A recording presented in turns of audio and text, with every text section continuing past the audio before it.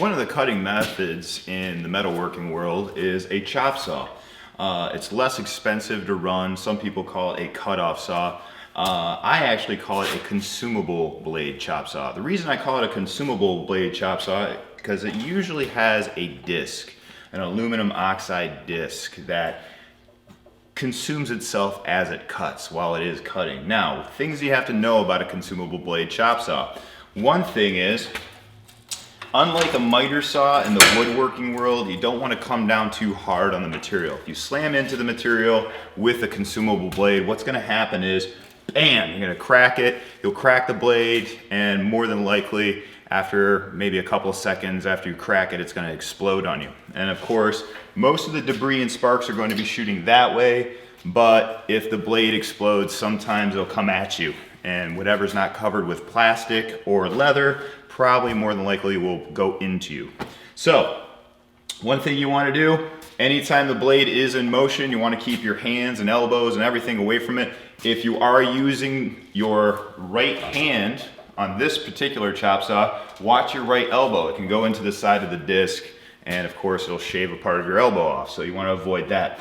But for the most part, it's pretty simple. All you have to do is hold down the trigger. Some of them have locks, some do not. This one does not. This one has a 4-fingered or full fist trigger. Hold it down, get the blade up to speed first, come meet your material. You just want to touch down first and then apply pressure, okay? You want to apply enough pressure where you are cutting, but not so much where you're overworking the motor or stopping the blade. It's bad for the machine. So what we're gonna do is we're just gonna chop into this 1 inch square tube, and you can take a look.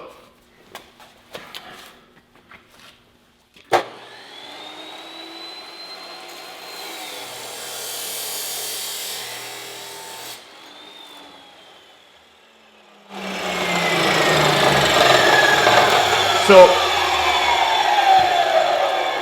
after you cut your material, you want to make sure that you pick it up in a manner that's not going to burn you. You always want to wear gloves. Reason being is, obviously this is creating a lot of friction. So the piece that you have just cut is going to be pretty hot near the cut zone.